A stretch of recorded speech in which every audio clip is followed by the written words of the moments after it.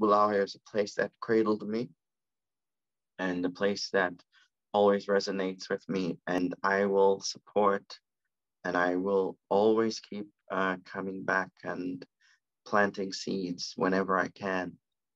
Hi everyone, this is Natasha, I GIS Podcast. I am so excited. I have a very special guest with me today, Mr. Frank Malaba. I'm sure some of you will know him. He's an actor, he's a poet, playwright, creative. If you're on social media, you'll know about Frank. So excited to have Frank on GIS Podcast. And one of the reasons that I really wanted to have a conversation with him is following the documentary titled Transactions that followed Frank's family and tells the story of so many of us and what we always talk about on the podcast, being away from home, being Zimbabwean scattered all over the world and sort of dealing with that. But let me not get too into the meat of the documentary. But firstly, I'll just say, hi, Frank. How are you? Hello, Natasha. Or shall I just call you Nat? Nat is, my friends call me Nat, so you can call me Nat. Yeah. Hello, Nat. It's really nice to meet you. Really great to be on your podcast. Thank you so much. Thank you so much. So I know Frank is a busy man, so we'll just get into it, right? Because there's a few things I want to talk to you about. So I'll just start off with Transactions. Like I sort of said at the beginning, it's such a powerful documentary, and really, encapsulated what me and friends and so many people talk about. We're from Zimbabwe, from Bulawayo, and you have people in the UK, in South Africa, in Germany, in America, and literally you have families that are connecting via WhatsApp, using technology to sort of stay connected. And I think there is just a common thread where sometimes the relationship can become transactional, right? Pretty much, yeah. It's very much, and also toxic. Absolutely. So how did this come about? Because I know this is directed by Rumbi Kateza. So I'm just interested, how did this land in the Malaba household? And That's an interesting story. That's a good question too. So I've known Rumbi since 2011, 2012. She made a documentary then that was called The Axe and the Tree, and it was in Shona, and that was my first job that I did as a translator. So I pretty much did subtitles and translations for that documentary, and that's how we met physically. I knew who she was because I had sort of seen her on television. I'd seen her involvement with the film festivals back home, so I knew who she was. But we didn't have a sort of friendship, like we do now. And so after that document, we sort of stayed in touch, and we had each other on Facebook, and we had a good rapport, and we always checked in. And I think it could have easily been 5 or 6 years ago that we started having a conversation. She wanted to do something, a documentary on me, dealing with various stuff. And I was very hesitant because as much as I'm active on social media and stuff, I like to keep my private life private. The good thing about social media is you can curate what you put out there. Absolutely. And you can choose what you want. I find that more and more as I get older, I censor myself more. I don't have to comment on everything. I don't have to have an opinion on everything.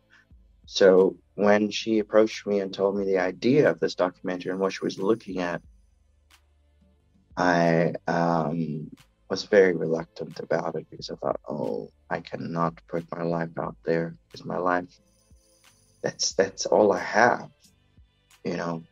That's a part of me that I keep to myself, that I take pride in, that I have the privilege to keep, that people are not entitled to. It took a while, and we just kept talking, and I made a decision, I think it might have been about 3 years ago, where I said, okay, I can't keep saying no, because obviously the story and the topic are very important and they're things that do affect me. But if my mom agrees to do it, then I'll do it. So she was the barometer that I used to gauge if I was going to do this or not. And with all respect to Rumbi, if it wasn't about family and was just about me, I probably would have maybe agreed earlier, or would have been more hesitant. But mom sort of took her time, and eventually she said yes, and Rumi would visit her and they'd spend time, and there was that trust as well, and that understanding of how film works and how the recordings work and how to interact with the camera if it's on you the whole time. So when that happened and mom said yes, then I said, okay, if she's in, then that means I'm in, because she's the person that I protect mostly in my life. And I also approached my siblings and I connected them to Rumbi, and it all went well. And that's how it kind of started. And then we did a few test runs where Rumbi and her team followed me when I was doing acting coaching. I do some free acting coaching for young people from different backgrounds. And she came over and they recorded that. And that was just the beginning of COVID, when we weren't sure, do we wear masks? Do we not? We social distance? What is social distancing? And so they recorded all that time, getting the rhythm and sort of getting the rhythm of my day and following me around. And then eventually it led up to all the stuff that you see that was captured. So it was a long process. It could have taken a shorter time had it not been for COVID. But because of COVID, it took up to 3 years. I think it almost took us 3 years to shoot that. Okay. It's interesting. So when did you stop the recording? Was it 2020, 2021, I'm assuming? I think it was towards the end of 2021. I think it was I stand corrected, but I think it was end of 2021. Okay, amazing. It was just before, yes, we ended just before I left for Cape Verde, because I remember one of the things that we tried to get in was to get me to start showing a little bit of the work that I was preparing for Cape Verde, but I never got a chance to do that because it took longer than I anticipated it would. So yeah, it was 2021, I remember, just before I went to Cape Verde. Yeah. Okay. And thank you for giving the background. And actually, your mom was a natural on camera. She's just a star. She's just a natural. And with your siblings, did it take a lot of convincing, or were they on board when mom was like, we're doing this? It didn't, actually. I was surprised that they would, because like for my sister Crystal, for example, she's not very out there when it comes to stuff like that. I don't think, anyway. And I haven't seen a lot of them in a while. I last saw Miles in person maybe 3 or 4 years ago when they came to visit with his family. And I hadn't seen mom in a while, you know. So I wasn't sure, because people change over time and temperaments change and ideologies. So I wasn't sure if they're going to say yes. So I put the onus on Rumi to actually follow up and say, oh, okay, this is what we're going to do. And I said to her, you got, free reign to contact whoever, wants to take part and be part of this. Yeah. So that's how it all happened. Okay. So I will start with how the documentary ended. Obviously, feel free to to not share or share. Yeah. Because we saw that Kiki, I'm assuming that's Crystal. Crystal, yes. Yeah. So she left the WhatsApp group. And I was very interested in her story, because I think there was a sort of theme that, you're in South Africa doing your thing, Miles and Portia in the UK. Obviously, Portia's, working, she's studying. There's sort of like progression that you can sort of see, and Miles with his child or children. And obviously, you all are able to financially contribute in a way that she isn't, because she is in Zimbabwe. So I was just interested in sort of knowing, perhaps just from you as a brother point of view, after watching the documentary, did you gain a different appreciation just for where she is, just her situation, in a way that perhaps you hadn't before the documentary? So for me, my position has always been clear. My position has always been, we will help wherever we can because we are all struggling, right? And part of that struggle has been to try and help her get out of where she is and find her feet. It doesn't matter where she ends up. It doesn't have to be Poland, for example. It can be Seychelles, or it can be wherever she finds herself. But there needs to be a trajectory of getting out and finding her feet and finding something that she loves and is passionate about, or still working in the field that she's working in. There's a lot of that kind of work happening. So my appreciation for her has never waned, ever. It's just frustrating sometimes when you want to see somebody get out of a situation and prosper and keep going, and you give all the support you can.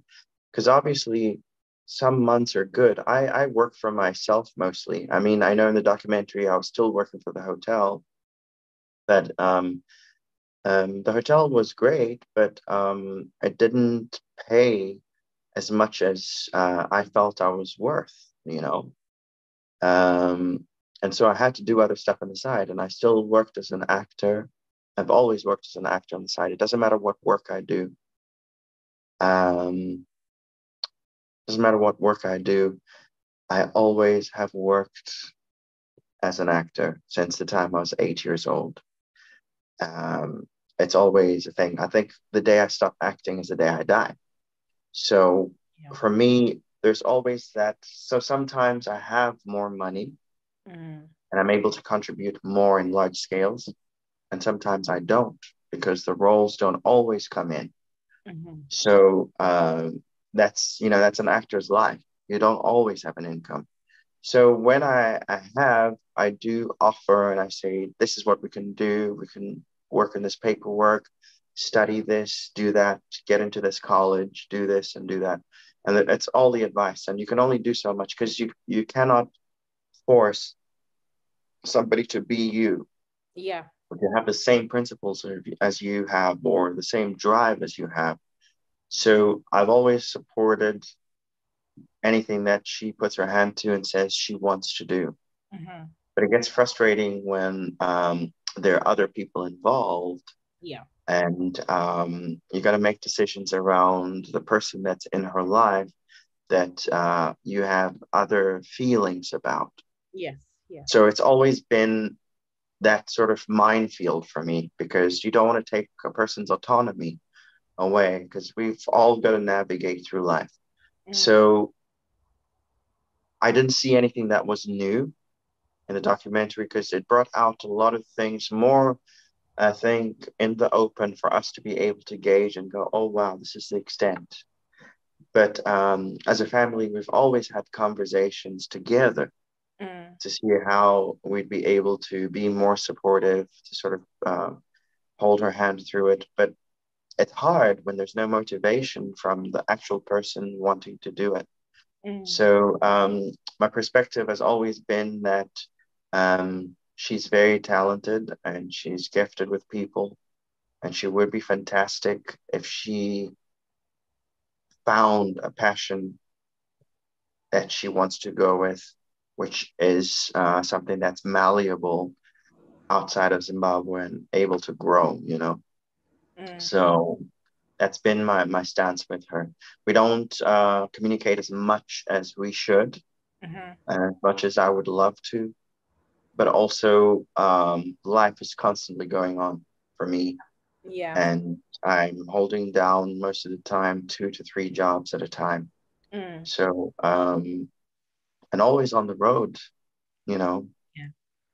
So it's a bit difficult for me to always have my finger on the pulse. So Yeah. every time I get a chance, I will reach out. But I also don't want to be the sort of person who's controlling. Says you're going to stop what you're doing and get out of there and do this. I have tried that approach before. It just doesn't work. Yeah. So a person has got to be in a space where they feel valued. They feel that their consciousness is respected and that their person is given the autonomy to just discover who they want to be. Yeah. And that goes for Crystal as well, Kiki. Yeah. It's something that I think one needs to identify, because I know there's a lot of frustration around siblings when they don't go in the direction that others are going. But I don't know the internal struggles that are there, or the feelings that are there which need to be dealt with. And I don't have the tools to be able to handle that. So what I can do is support in any way that I can. And sometimes finance doesn't solve everything. It's not about that. Absolutely. It's about the person and where they are, where they want to be, what they want to do.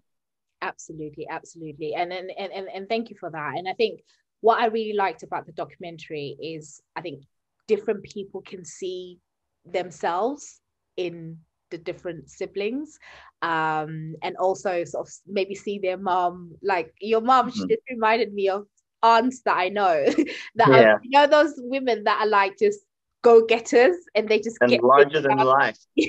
yeah, and they just get things done. And I guess sort of just moving maybe to your mom really, because you know she's quite industrious, and obviously that's shown through yourselves as well, and sort of touched on the support that she gives extended family, you know, which is Ubuntu, which is what, you know, exactly all sort of do. But yeah, I was just wondering, sort of off the back of the documentary, just as a family, have you perhaps just had other people who are like, oh, you know what, we kind of appreciate that, you know, money isn't coming from trees, and we thank you so much for everything that you're doing. Yeah, it's been quite something. So I'm getting a lot of mail and messages from people I had never heard of, people from different backgrounds, not necessarily Black. I'm getting messages from people in Denmark, people, there was somebody that was in Canada. I had a woman from Sweden. In the streets of Cape Town, when I walk, I have people, Zimbabweans as well, tap me on the shoulder. I saw you in that documentary. You're that guy. And I go, yeah. And then we have quick messages. And can you believe the person they ask about mostly is Crystal, Kiki. They ask, why didn't she go to Poland? Did she ever go to Poland? They are always curious about that question. So maybe she needs her own documentary. So it's been incredible, the kind of responses and the kind of questions. So now, next month, actually, I'm on my way to Holland. It's showing at this huge film festival. I hear it's the biggest documentary festival in the world. So I'm going to be part of the discussion panel there. And that means it's going to be distributed to a whole lot more people than those that saw it already. It's unbelievable that such a story is getting a limelight or a chance for people to be able to understand the intricacies of what it's like to be riddled with black tax. I never thought that I would ever see a day when black tax was a universal conversation that was had by people even that aren't black. Yeah. So it's an incredible thing to experience and to see how it's impacted people. It's just my story and the way life has gone. It's my family story, but it's it's a little glimpse into almost every Zimbabwean family there is, and maybe also Congolese, Yeah. Tanzanian, Namibian, and Yeah. all these other people that have had to leave their homes to go and find themselves. I mean, I didn't leave Zimbabwe at in a way that was conducive. I didn't leave Zimbabwe because I wanted to. I left because my life was threatened. Mm. So to start building your life from the soles of your feet to get to where I am now and what I'm achieving and what I'm finding is a lot of work. And when you're sitting in it, you don't see it. Yeah. When something like a documentary like this or any other documentary that reflects the real lives of ordinary people, you go, oh, okay, I've been through it. I've been through a lot. Yeah. So when you start looking at it in that perspective, then you see that your life actually touches other lives. And you spoke about Ubuntu before, and Ubuntu goes. So I was just saying, what happens is when an ordinary life is displayed of a person that you think has got a life that's different from you, you start to realize that we all are the same. And that we all go through the same intricate and mundane and difficult and tough things in life. And I think that's a gift that my family's been able to gift everybody that saw that. And we haven't sat down as a family and had a conversation to say, what is this that we did? What is this that we have now? Yeah. But it seems we each individually have had experiences with strangers that have really shared what this has meant in their lives and what has happened in their lives and how things have changed or have enriched their lives. So I'm really grateful that it's bringing all of these things I've mentioned. Yes, absolutely. And you described it well when you say it's a gift. It really is a gift to us, because I don't know how many families would have been brave enough to put themselves out there. But I thank you so much for that, because like you say, it is the story of so many of us.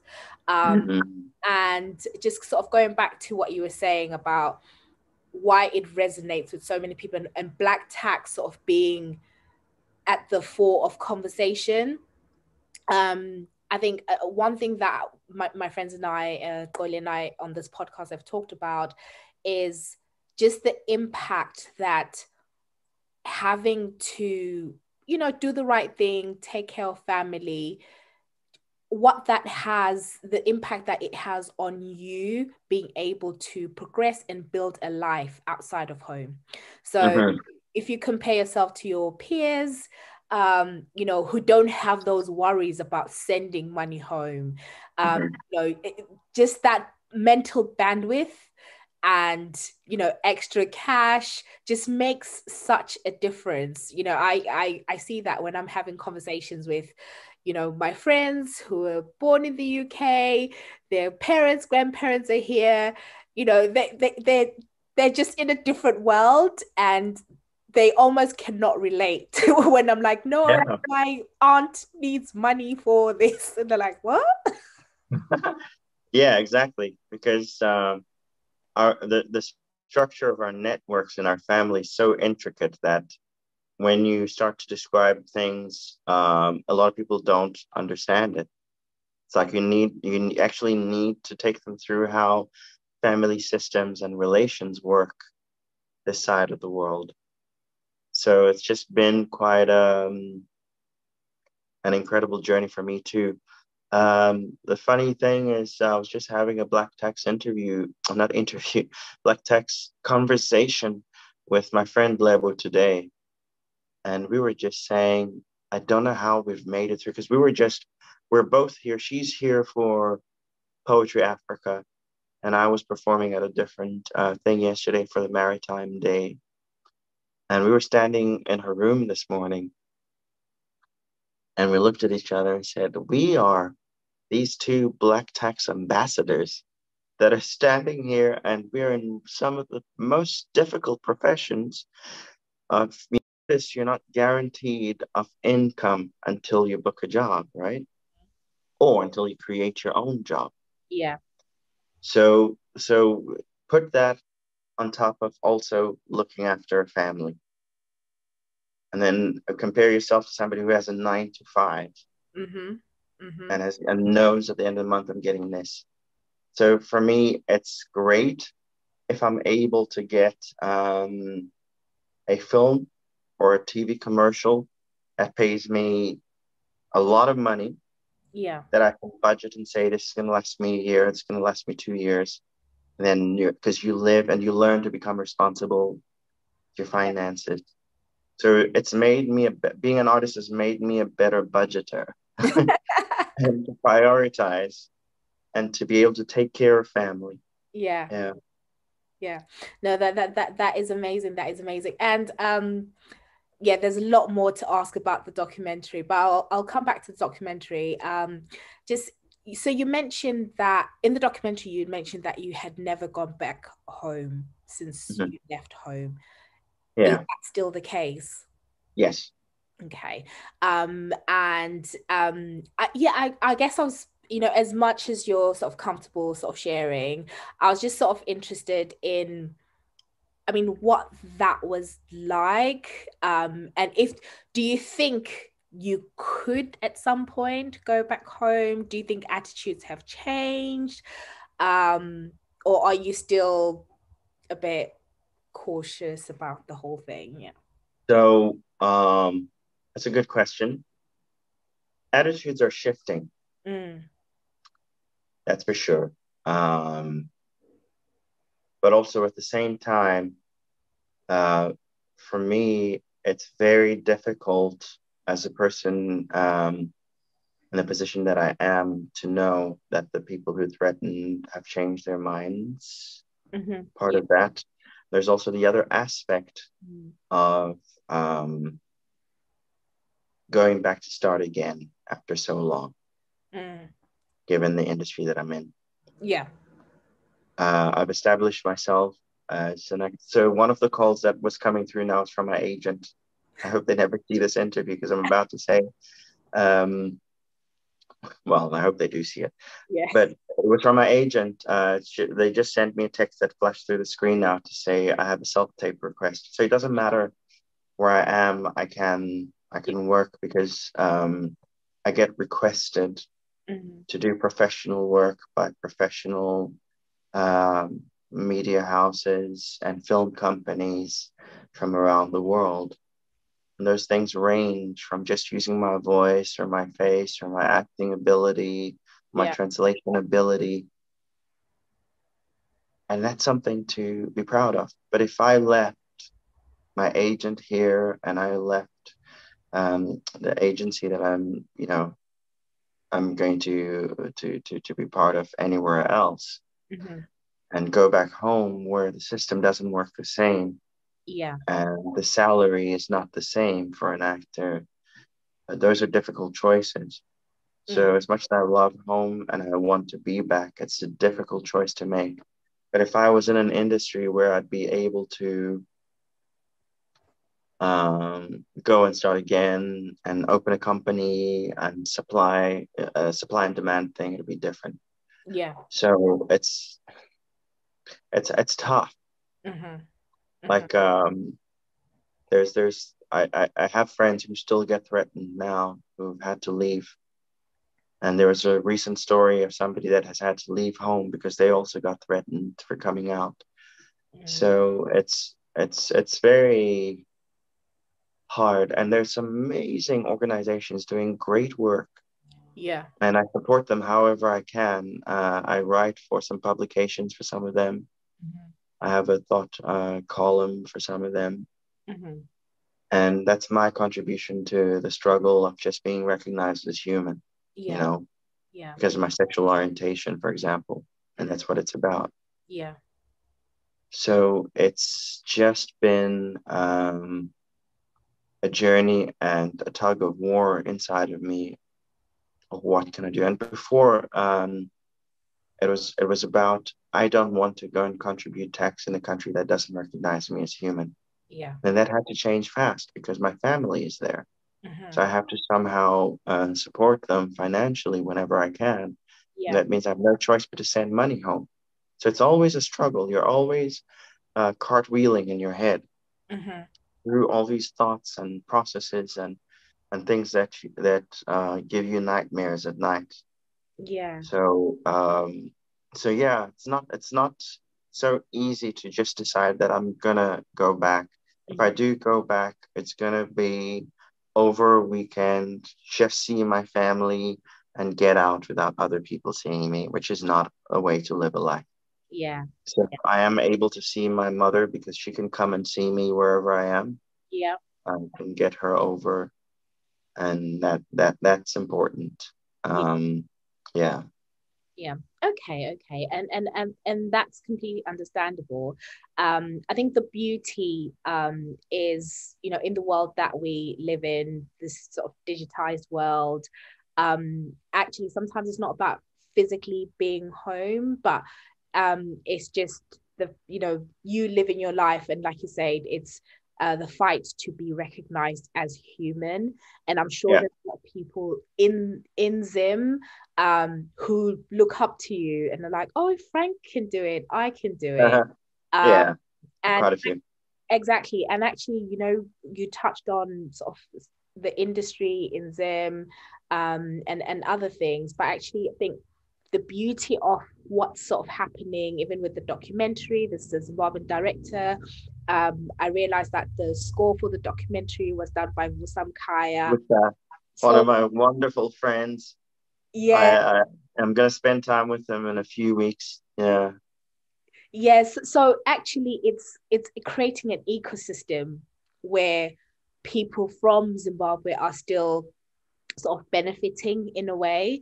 And I think that's one way of sort of sidestepping some of those issues, is actually just you true. even coming on our podcast. It's all sort of just creating an ecosystem. So sometimes we don't physically have to be at home to kind of move things forward, because people at home can still access everything that's being put out. So yeah. And also in 2018 or 2019, I do not remember, I curated a thing from one of the big museums of contemporary art.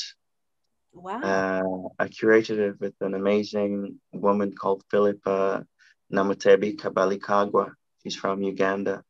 Yeah. I actually just collaborated with her now for this thing that brought me to KZN. It was about home. It was Africa Day, and we were exploring what home means to different Africans. And so we created, with the gallery's assistants, we managed to create different floors because it's Sites Mocha, the biggest art museum in Southern Africa, in Cape Town. So they have many floors with different themes of art, and we chose every floor to to represent a different theme. And it was then, while working on that and starting to come up with ideas for that I realized that home doesn't have to always be a place. Home can be it can be a feeling. Mhm. It can be a place in your emotions. It can also be in food. It can also be in a whole lot. And home means different things for many people. I'm still interrogating what home means for me, Mhm. because certainly the physicality of home has become less and less of a thing for me, having moved around. Um, I recognize Bulawayo as a place that cradled me and a place that always resonates with me. And I will support and I will always keep coming back and planting seeds whenever I can. Um, that I don't necessarily need to physically end up there if that's not the way life leads. Yeah. And so the thing is to take away that guilt from myself. It doesn't work for everybody. I know people that would not survive if they didn't go home at least once every 3 months to go spend time in their rural home or in the city. Um, but for me, it's different. It's a different feeling because for me, home, since also I got married, home also is, in the Nordic countries, you know. Mhm. Um, I felt when I was in Oslo, I felt as at home as I would have felt in Bulawayo.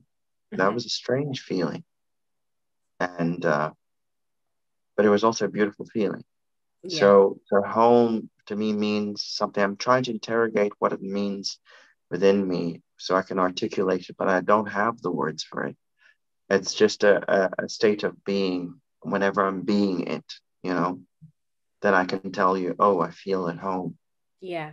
Right now I'm in Durban, and it feels amazing to be among people that speak variations of isiZulu. Some of the isiZulu that's spoken in the streets here sounds just like a Sindebele. The dialects sound Right. just like Sindebele. There are like so many dialects of Zulu that I'm hearing that some of them remind me of Woblawa, and it's been magical. I've only been here just over 24 hours, Yeah. and it's just been incredible, and it feels like home. So for me, I'm interrogating what that means when we talk about home, Mm. you know? That is really powerful what you've said, and actually I think you've really expressed it well. It's a state of being. It's where you feel yourself, where you can Yeah, immerse your full self. That is home.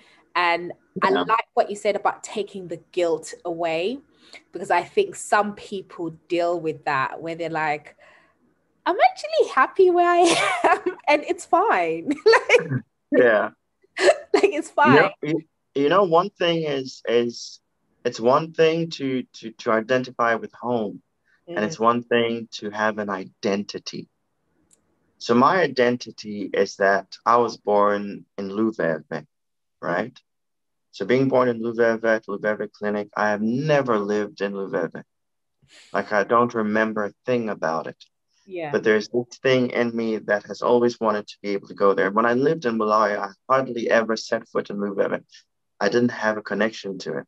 Yeah. But for some other people might say, "Oh, that's where you're born. If you go and see if you can, find a space, get a house there, Yeah. and stuff like that." Um, but when I think of Bulawayo as a whole, my identity as a person from Bulawayo, I have such a sense of pride Mm, about it. If there's any chance to work with somebody from Bulawayo, if there's any chance to write a story or to create a story, actually, I'm in the process of writing a film script, probably for Netflix. Still working on it. That's set in Bulawayo. So for me, that's a beautiful thing of honoring home or the sense of home because that's all built from beautiful memories. But I don't have to go back and be there in order for me to get rid of the guilt. So my identity, if anybody asks me, where were you born? Where are you from? Who are your people? Bulawayo will be the first thing to come out of that.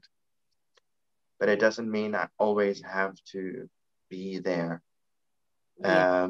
I think one of the victories that I always feel is when I achieve something, when I'm in an international production. It's been mostly TV commercials, unfortunately. Um, when I see my work being shown and me traveling and performing all over these countries that I go to, my sense of pride is the fact that I'm not just going for myself. When people look up where I'm from, they're going to go check on the map if they don't know. Oh, that country that's shaped like a teapot, that's where he's from.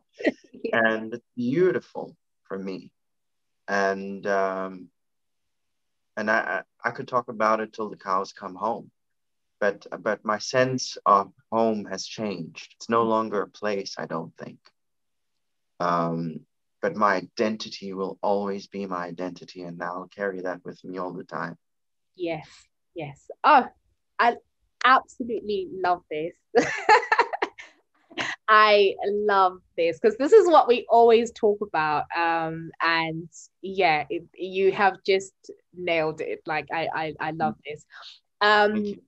just to sort of close off, Ah, because you've mentioned the script that you're doing, Netflix. I was just interested in, what you're doing, Frank, ah. the creative.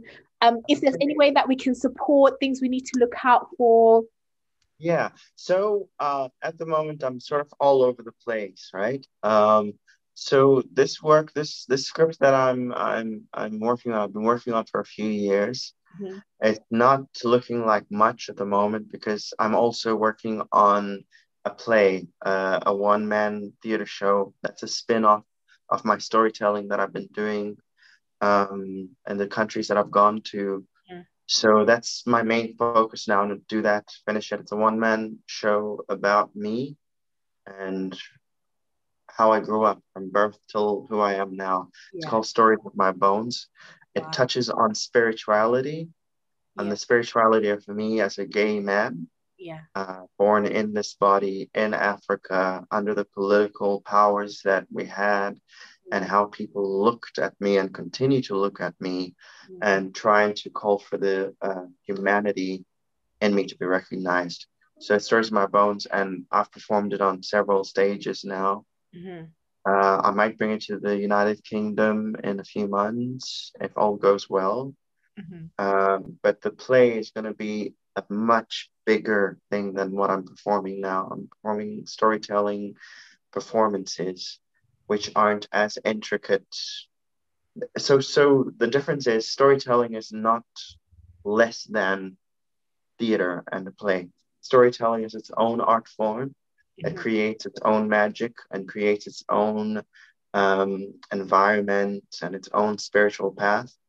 Whereas theater and writing a play under the same theme creates the ability to create a whole world physical that I can move in Mhm. and that I can be fully different characters because I play six different people in my family. I Oh. am my grandfather, I'm my grandmother, I'm my mother, I'm other people that I came across. And so theater allows me to morph into all these characters and to bring out the training that I've had as an actor. So I'm working on that. And the Netflix story is something that's going to happen beautifully. It's a story of young LGBT people growing up in the 90s and early 2000s in Bulawayo under the government. So it's going to be partly fictional with real events folded in. Yeah. And I'm working with amazing people. I don't want to mention names right Yeah. now, That's but fine. the ideas have been going back and forth for a few years. And Mm. some people I haven't spoken to about it in a while because I'm still trying to build the world. Mm. I'm also um,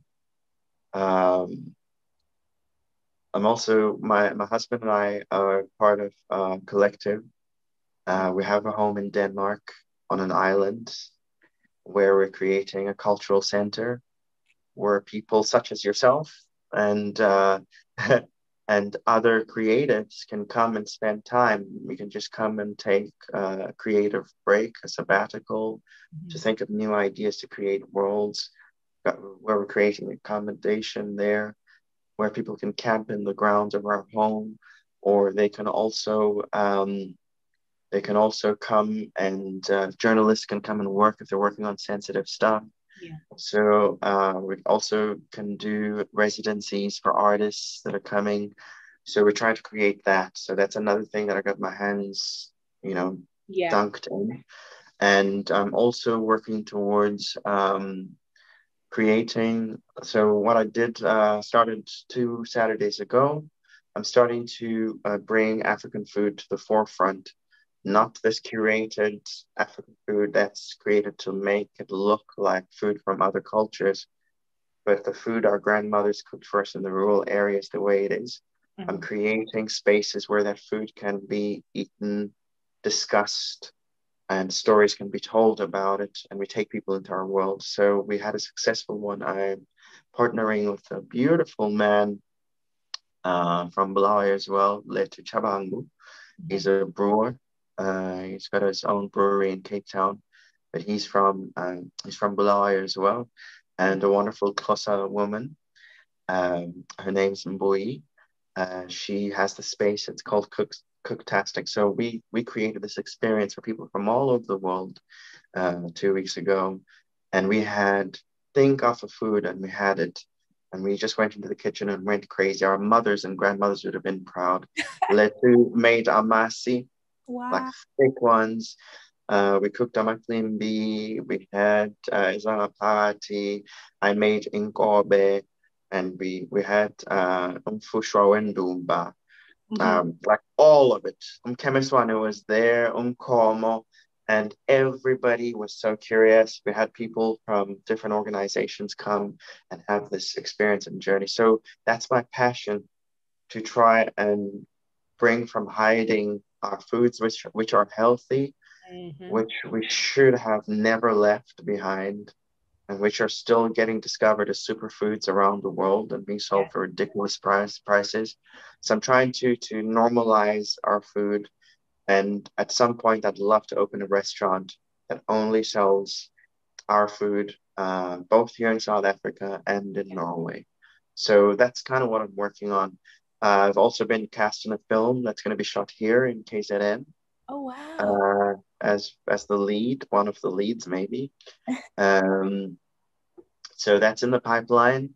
So I might be back next time I'm back here. I might be playing a beautiful Zulu man with lots of problems. So that's my next project, I think. And I'm still constantly auditioning for work. Some of the films that are coming out now were things I auditioned for and had callbacks for, but never got the jobs. But that's an actor's life. So that's kind of me in a nutshell right now, and how things are happening. Amazing. And I am interested in the collective and the work retreat. So maybe what we can do is at some point, I could connect you with Letu, and you can have a conversation with him. He's a very knowledgeable, beautiful human being. And I'm sure he'd be happy to do something with you and to have a conversation, or both of us together, Yeah. No, So that is amazing, Frank. Thank you so much for your time. Oh, and I guess one last question, because I realized that the documentary is not on YouTube anymore, because I know it is getting bigger platforms and all that sort of stuff. What's the plan in terms of people accessing it in future? I've got the same question. So in a few days, I'll probably have a conversation with the director and find out, because there are a lot of people still asking where they can see it. So what you saw was the Al Jazeera version of it. There is a different version of it, and there's also the director's cut, which is yet to come out. The director's cut also focuses a lot more on my activism, and also about things that I'm doing around LGBT issues and how I'm progressing with that. and focuses a little bit more on that sort of stuff. So that's so there are different versions. So I think the Al Jazeera part might be close, and maybe it'll come back up in their archives. Yeah. But there are other versions of it that are going to come. I mean, they won't be vastly different, but they'll have little nuggets more in there. And one thing I wanted to let people know was that my grandmother never quite made it out of the illness. So she passed away about 2 months ago. So yeah, her health deteriorated more. She got better after the documentary. She never got to see the documentary, but she got better after the shooting, and we were hopeful. And then she didn't quite make it out. But it's good that we see her. And one of my favorite scenes is her praying for Kiki and going smashing. Yes, yes. That was so funny for me. So I'll cherish that. And there's some good memories there. Yes. So I just want to let everybody know that she didn't make it, but she's always there. Oh, and thank you for sharing. Thank you for sharing. Yeah, that prayer was really powerful. It was. And Langalezo, and just condolences to the family. But I hope you take heart that, I think all of you, and you particularly, really it shone through the documentary, the heart that you had for your grandmother. And even your mom was like, Frank doesn't play with you when it comes to Ugo. So I think things like that, hopefully they kind of will help, during the times that you miss her, that you did everything that you could do. Yeah, totally. Thank you so much for that. Yeah, no, thank you. Oh, Frank, oh man, the conversation that we had about home, I mean, that could be another podcast episode, but yes. Thank you so much. Thank you so much for your time. Again, as I said at the top, I said you're a busy man, and I've taken way too much of your time. I'm supposed to call my agent now, and because they want me to do a self-tape. I don't know when it's due, so it means learning lines and getting into character and shooting it, sending it back. No, all the best with that, and we will, we'll be looking out for everything that's coming out. Thank you. And we'll support. And guys, make sure you follow Frank. We're gonna put links to your social media so that people can follow, and just any other things as well. But Frank, thank you. It has been my pleasure. Thank you so much. Thanks. Take care now. Bye.